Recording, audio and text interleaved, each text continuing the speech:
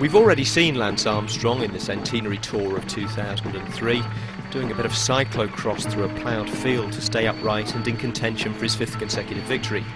But there were other unexpected sights in that tour. Armstrong dehydrated and losing a minute 36 to Jan Ullrich in the tour's first long time trial, for example. He will keep his leader's yellow jersey, but he is yet again reminded he is in the toughest scrap of any Tour de France. And a top 3 separated by only 18 seconds, the tightest race that ever been. Armstrong was in the yellow jersey, but his lead over Ullrich was only 7 seconds going into the last day in the Pyrenees. Not enough to cover him in the event of a repeat performance in the final long time trial on the eve of Paris. So, even as leader, it was up to him to attack and gain time. After some shadow boxing on the early cols, Armstrong, Ullrich and Iban Mayo were together on the ascent to Les Ardennes, with a small group behind them, and the defending champion was setting the pace. And now it was Iban. Oh, what's happened here? What has happened there? It seemed quite a normal corner. He must have hit somebody in the audience. Mayo has gone. Now the situation. Remember the pair of sword when Ullrich crashed, Armstrong waited. But let's have a look at this now. It still is unclear here exactly what happened. What had happened was that Armstrong's brake lever had caught in the strap of a souvenir feed bag held by a young fan. Up ahead, Jan Ullrich had slowed, hostilities suspended until the race leader got back in the race, which wasn't as simple as just getting back on his bike. Oh, what is going on? There's a problem with his pedals. He has a problem with his pedals. This is what happened. I think his pedal may have broken. This happened. He didn't hit anybody. Well, it was the problem with his pedals. It was very strange to see that. He's looking down. He now knows he's got a serious problem. Watch this now. Well, this is awful. Digging deep and his foot has just come out and I don't believe how he's managed to keep it upright there. Armstrong's tour looked like it had been undermined by a strip of fabric held by a fan and his inability to secure his cleat. In fact, the fall had given him a massive surge of adrenaline, and once he'd rejoined the group that had slowed for him, he got some use out of it. And after all of the problems of the day, Lance Armstrong is now trying to move clear of Iban Mayo, who also seems to recover from that fall. Lance Armstrong, at the moment, is really dancing on the pedals now. Well, look at this. On a day when Lance Armstrong could have lost the tour, he's going to win the stage now. As he punches the line, Lance Armstrong keeps yellow and increases his lead. Armstrong had extended his lead by 52 seconds after the most dramatic day's racing of the most dramatic tour for years. Scared the hell out of me.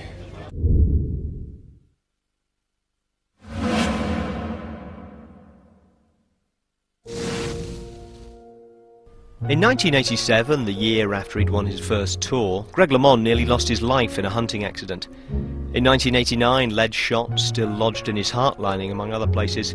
He returned to the race, an achievement in itself. That it should be the most thrilling race in history still takes some believing. Twice LeMond took the yellow jersey, twice Laurent Fignon of France took it off him. Fignon led by 50 seconds going into the final day in Paris, traditionally a procession for the race winner. But in '89, the organisers had made the final stage a time trial. Fignon rode a standard time trial bike.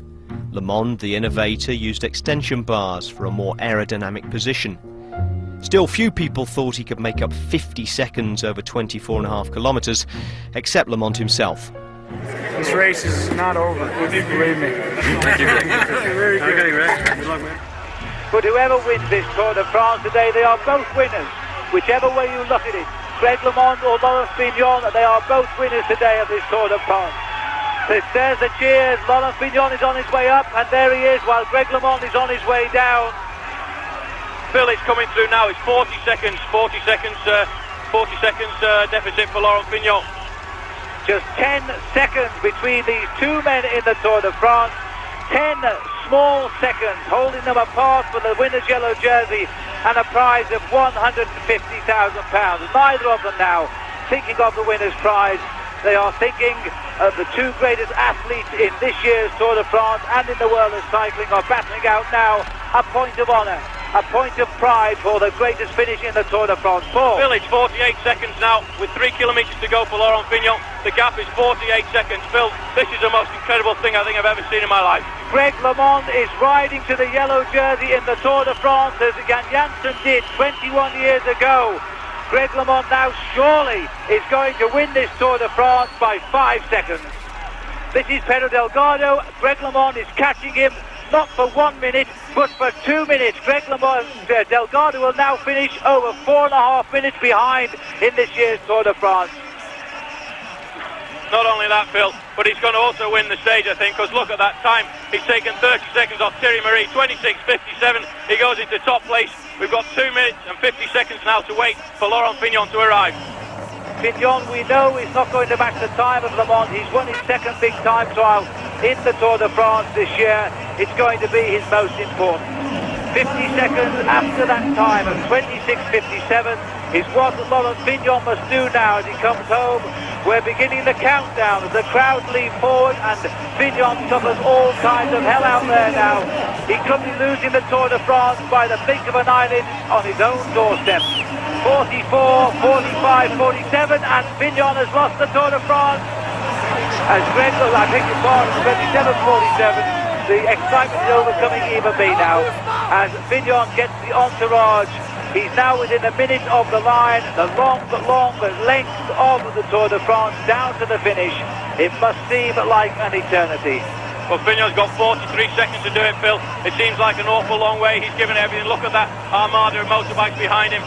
It's just going to be on the line, Phil. It's going to be 1 or 2 seconds either way. I really don't know what. It's incredible. So the Tour de France comes down to the climax. The climax is always threatened it would be. These two men have been Siamese twins throughout the race. Now the cord is broken and it looks like Greg LeMond might, but look at the finish by Fignon. They're all turned off. It's going to be close. 27.47 he must do. The clock is counting down, so are the meters to the line. This is going to be incredible. Fignon is bouncing off the barriers here. He's lost the Tour de France. The crowd has realised it. Laurent Fignon has lost the Tour de France. Right on the line as he comes over. 55 seconds is countdown. He has lost the Tour de France by 8 seconds. Can you believe that? Laurent Fignon has lost the Tour and Greg LeMond has won it. It was the fastest time trial in history, the smallest margin of victory, and the greatest Tour moment. Although perhaps not for Laurent Fignon. Oh, he said congratulations, but what can you say? If I was in his shoes, I would be very upset to lose the Tour de France by 8 seconds. Who knows, there may eventually be a Tour de France won and lost by a single second, at which point we reserve the right to come back and re-edit this programme. For now though, 8 seconds after 3 weeks and 3,285 kilometres will do pretty well. And after an hour's worth of moments, here's another minute's worth to play out with. Hope you've enjoyed them. Thanks for watching. Let yourself down. Don't let yourself go. Your last chance has arrived.